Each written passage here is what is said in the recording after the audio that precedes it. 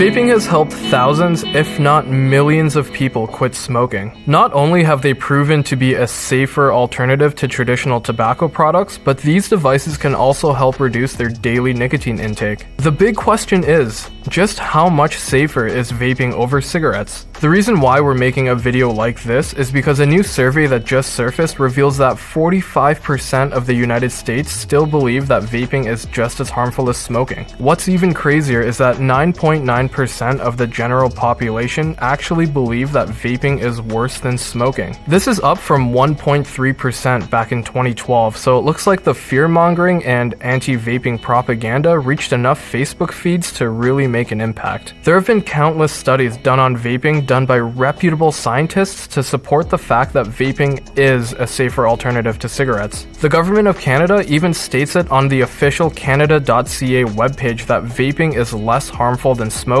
and that it's a viable option to quit smoking. So, with everything out of the way, let's talk about the differences between vaping and smoking. So first off, smoking cigarettes is the result of burning tobacco, obviously. Because what you are inhaling is from a combustible product, it produces smoke. This smoke contains nicotine, but it also contains tar, carbon monoxide, and a plethora of other chemicals. A common misconception is that the nicotine itself is the culprit of many different diseases that you can get from cigarettes, but that's not quite the case. This is where vaping comes into play.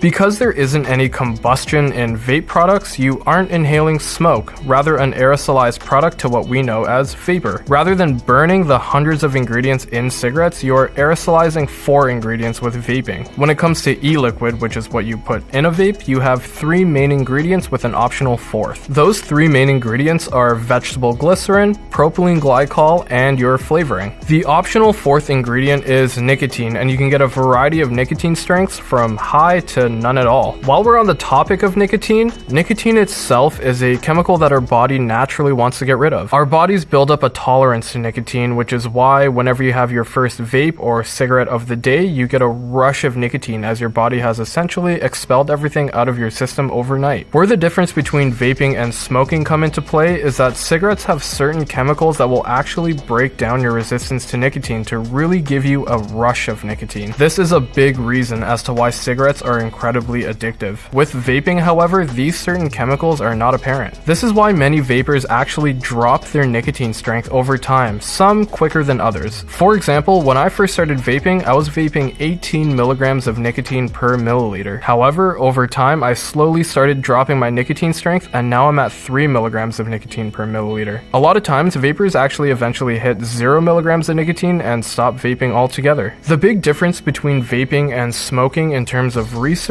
is time. Smoking has been around for years, and we have done extensive research on smoking to prove that it's not safe for you. However, vaping has only been around since 2006 and really started gaining popularity around 2013 to 2014. Many people believe that vaping will have a similar start that smoking did. When smoking was around, it was actually labeled as healthy, but it was only after real research was done that they determined that smoking is maybe not nearly as healthy as we thought. But what some people seem to forget is that we have come a long way in terms of technology and resources from when we were labeling cigarettes as healthy. Even though there are a few studies and articles that state vaping isn't safe with terms like popcorn lung or antifreeze and e-liquid, there are a ton of resources that debunk it. We have covered almost every misconception like that on our channel, so if you wanted some more information on these subjects, check out the rest of our videos. With all this said, the fact that there are more people that believe vaping is as bad or worse than smoking is alarming. Though only time will tell the long-term effects of vaping, from what we know now, it's a safer alternative to cigarettes, and instead of trying to slander vaping, we really should be pushing smokers towards this potentially life-saving alternative. And that pretty much wraps up this video. Now if you like this video, please be sure to hit that like button down below, and hit subscribe to stay up to date with our latest videos. As always, I'm Dave from Dash Vapes, and I'll see you on the